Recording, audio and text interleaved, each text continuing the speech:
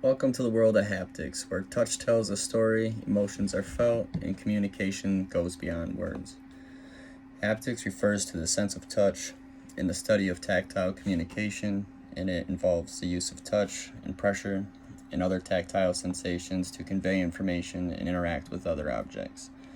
So, we'll dive into the different types of touch that there is.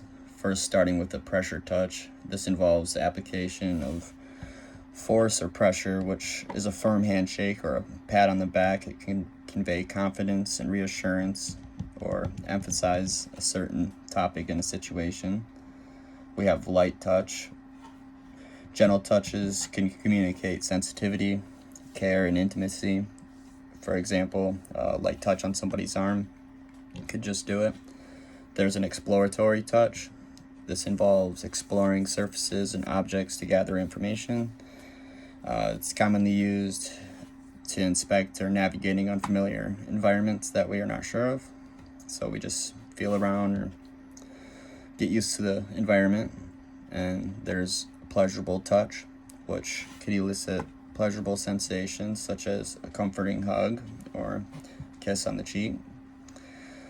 There's functional touch, which has a specific surface, such as guiding someone through a crowded space or providing support during physical activities.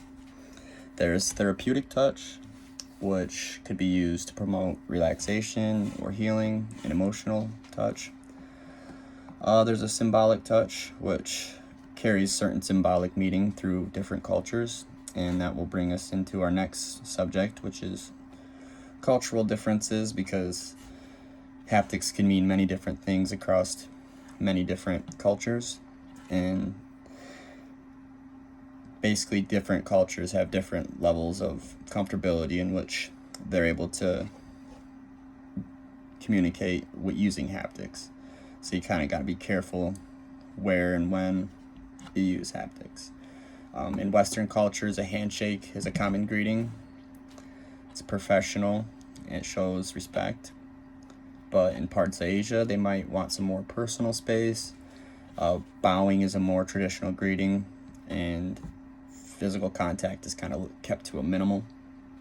In Mediterranean cultures, greeting often involves a physical contact, such as kisses on the cheek or hugs to express warmth or familiarity. And then in some Eastern cultures, touching during conversations is more common. It's just more than we would see in American culture. We are kind of in the middle of the ground between the two.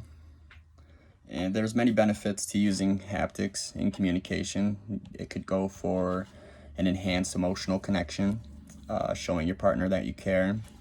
Touch can create a stronger emotional connection between individuals, leading to a more meaningful and memorable transaction of words and interaction in general. You have nonverbal communication, which it could help in that area too. You don't always have to say every single thing that verbally. You could say a lot of things just by giving someone a pat on the back or greeting them when you first meet them with a firm handshake. That will always help. Another benefit of using haptics is increased understanding. You could really incorporate this into communication and how it could enhance our understanding using empathy. And some situations, words just don't do it. They don't suffice the message that you're trying to get across. So sometimes you have to use touch to really get the point across. But as an overview of everything that we've talked about, pressure touch and all these different kinds of touches. So be careful when and where you use each kind of touch, because it's really depends on where you're at in the world. It is like a cultural thing and kind of related to demographics and a few other categories that should be considered before just walking up and giving somebody a hug or a handshake, and maybe considering their ethnic background or what they do in their spare time or whatever else could be a factor as well. So you got the types of touch, different types of touch and culture, and the benefits that you could have by using haptics in communication.